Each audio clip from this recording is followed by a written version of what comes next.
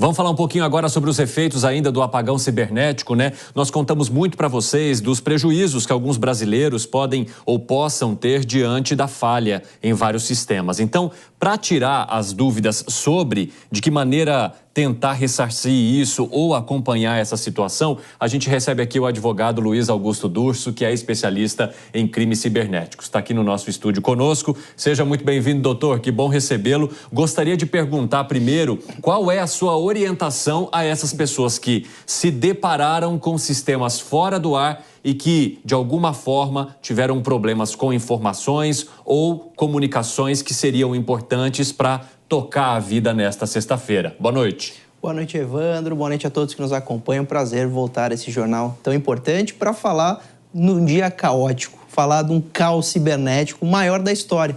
Nunca tinha acontecido nada parecido, afetar mais de 100 mil passageiros que tiveram seus voos alterados ou cancelados pelo mundo. Dependência absoluta de sistemas na mão de poucas empresas.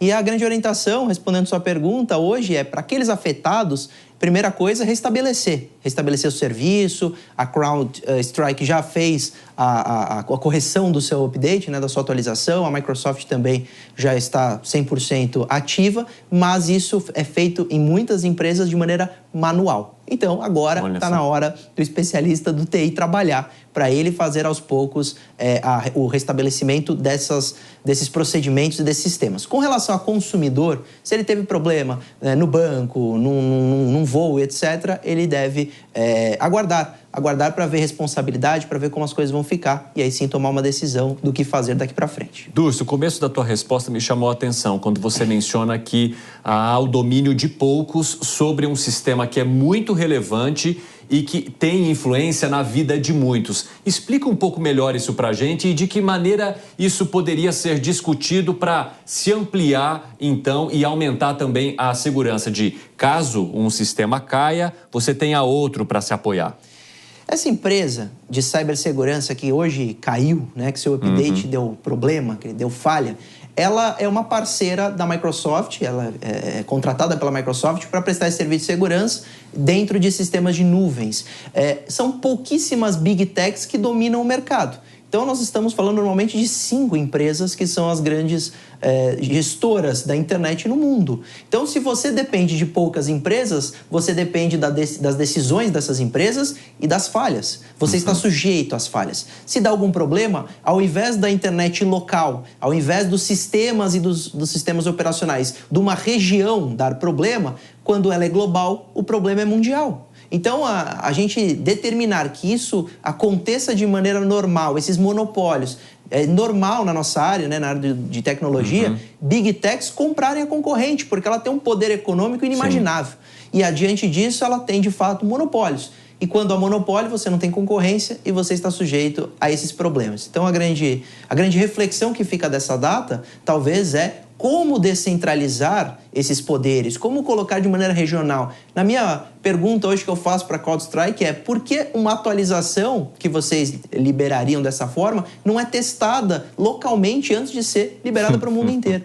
Então, estar na mão de poucas empresas é estar sujeita a esses problemas. Ô Durso, e um dos principais setores afetados foi o da aviação, né? A gente viu vários voos sendo cancelados, aplicativos de check-in com problema. O que isso expõe também sobre a ferramenta que a tecnologia oferece ser a principal para essas companhias também, não só em termos de check-in, mas também de operação dos seus voos, porque fora do Brasil, muitas deixaram de operar por conta do risco oferecido pela falta de comunicação ali entre pilotos e também companhias aéreas e todo esse sistema que garante que o avião possa sair do seu destino em segurança e chegar também.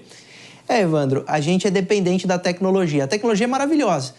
Inclusive, o que aconteceu hoje é exceção, não é regra. A gente não está falando que essas empresas são péssimas ou que o serviço é ruim. Não à toa, o serviço é melhor do que fazer manualmente, como aconteceu em alguns aeroportos nos Estados Unidos, que o check-in era feito de maneira manual e não marcava assento. Era cada um por si, só que aí, logo depois, as aeronaves não decolavam mais.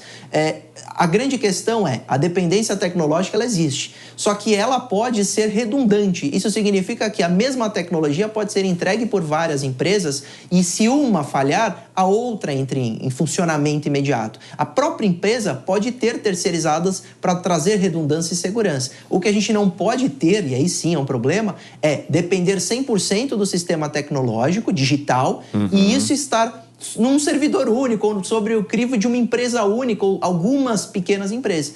A lição é essa, a dependência existe. O que fazer daqui para frente que nós nos tornaremos cada vez mais dependentes, com inteligência artificial, com sistemas mais eficientes, com computação quântica, a gente vai se tornar cada vez mais dependente. E aí? E se alguém desligar esse sistema, essa internet, a gente simplesmente para de viver? Exatamente. Ô Durcio, uma última pergunta. Quando há esse tipo de problema, de pane, de falha, isso abre espaço para crime cibernético ou facilita o acesso de quem está mal intencionado ou queira cometer esses crimes? Ou uma coisa não tem nada a ver com a outra? Quando há um problema imediato, surgem desconfianças e suspeitas. Ainda se pergunta, realmente aconteceu o que foi dito?